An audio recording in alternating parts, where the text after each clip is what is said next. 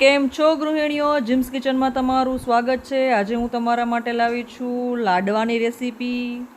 લાડવા તો તમે બધાએ બનાવેલા જ હશે, પણ તમે આ રીતે બનાવશો તો ખૂબ જ સરસ બનશે। આ લાડુ મારા સાસુમાએ બનાવેલા છે, તમે જોઈ શકો છો। આની માટે આપણે સૌપ્રથમ ઘઉંનો કરકરો લોટ લેવાનો છે।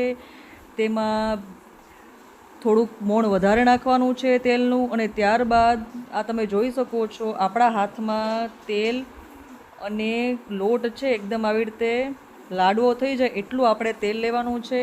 અને આપણે એ ધ્યાન રાખવાનું છે કે તમે જ્યારે લોટ બાંધો, મીન્સ કે લાડવા માટે, ત્યારે એમાં તમારે ગરમ પાણીથી લોટ બાંધવાનો રહેશે, જેથી કરી આપણા લાડવા ખાવામાં ખૂબ જ સરસ બને।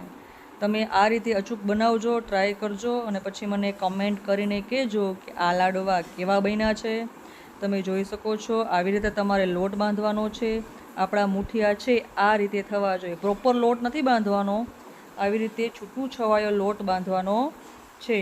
હાથની મદદથી આપણે દબાવવાના રહેશે, કારણ કે મોણ વધારે છે એટલે જે લાડવા છે તે છૂટા પડી જશે, એટલે કે મીન્સ કે મુઠિયા છે તે છૂટા પડી જશે। એટલે આવી રીતે તમે લોટ એટલે મુઠિયા બાંધશો તો આપણા લાડવા ખૂબ જ સરસ બનશે।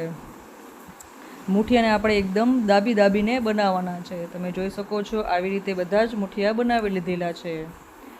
હવે હું એક પેનમાં તેલ ગરમ કરીશ। તેલ આવ્યા બાદ બધા જ મુઠિયાને વારાફરતી તળી લેવાના રહે છે। અને આ જે મુઠિયા છે એકદમ ગોલ્ડન બ્રાઉન રંગના ના થાય ત્યાં સુધી આપણે એને તળવાના છે। અને ગેસની ફ્લેમ આપણે મીડિયમ રાખવાની છે। તમે જોઈ શકો છો આવી રીતે મુઠિયા અમે તળી રહ્યા છીએ। જો કેવા સરસ લાગી રહ્યા છે। હવે આપણે એક ડીશમાં એને લઈ લેશું। હવે મુઠિયા ઠંડા થાય એટલે ચપ્પાની મદદથી આપણે એને કટિંગ કરી લેશું। હવે મિક્સરમાં એને ક્રશ કરી લેશું। તમે જોઈ શકો છો આવી રીતે આપણે એને ક્રશ કરી લઈશું। પ્રાચીનના સમયમાં લોકો એને ખાંડણીથી ખાંડતા, હજુ પણ ખાંડે છે, પણ અત્યારે ઝડપી જમાનો આવી ગયો છે એટલે આપણે મિક્સરમાં કરી શકીએ છીએ। ખાંડણીની મદદથી પણ તમે કરી શકો છો। હવે એક પેનમાં હું ઘી લઈશ અને ઘીમાં ગોળ ઉમેરીશ। આપણે જેમ સુખડી કરીએ છીએ ને એવો એનો પાયો બનાવવાનો છે। ઘી અને ગોળ છે એકદમ આપણે મિક્સ કરી દેવાના છે। તમે જોઈ શકશો જેમ ગરમ થશે એમ ગોળ ઘી મિક્સ થઈ જશે। અહીંયા પણ આપણે ગેસની ફ્લેમ એકદમ મીડિયમ રાખવાની છે, બહુ વધારે રાખવાની નથી, નહીંતર આપણો ગોળ છે તે એકદમ બળી જશે। તો તમે જોઈ શકો છો। ને લાડવા ખૂબ જ સરસ બને છે। એકવાર હવે આ અચૂક ટ્રાય કરજો। જો તમે જોઈ શકો છો હવે ગોળ છે એકદમ ફીણ વાળો થઈ જાય છે, એકદમ એક રસ થઈ જશે।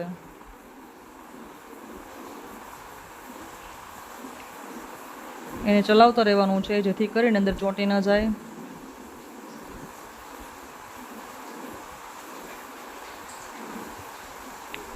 હવે આપણું ગોળ ઘી વ્યવસ્થિત રીતે મિક્સ થઈ ગયા છે। હવે આપણે જે પેલું લાડવાનું ક્રશ કર્યું હતું એમાં ગોળ અને ઘી ઉમેરી દઈશું અને ચમચાની મદદથી બરોબર એને મિક્સ કરી દઈશું। તમે જોઈ શકો છો। આમાં તમે તમારી પસંદગીથી ડ્રાય ફ્રૂટ્સ ઉમેરી શકો છો, પણ અહીંયા મને ભાવતા નથી એટલે અમે ઉમેર્યા નથી। હવે હાથની મદદથી આપણે આવી રીતે લાડવા વાળશું। તમે જોઈ શકો છો ઉપર ખસખસ લગાવવી પડે, નહીંતર લાડવા દેખાવમાં સારા ન લાગે। અને ખસખસ છે હેલ્થ માટે ખૂબ જ સારી છે। ખસખસ ખાવાથી ઊંઘ પણ ખૂબ જ સરસ આવે છે। બસ આવી રીતે મારા સાસુમાએ વારાફરતી બધા જ લાડવા છે તે વાળી લીધા છે। તમે જોઈ શકો છો ખૂબ જ દેખાવમાં તો એટલા સરસ થયા છે ને ખાવામાં તો એનાથી પણ વધારે સરસ થયા છે। તો તમને મારો વિડીયો ગમ્યો હોય તો મારા વિડીયોને લાઇક કરો, શેર કરો અને સબસ્ક્રાઈબ કરો। Thank you for watching.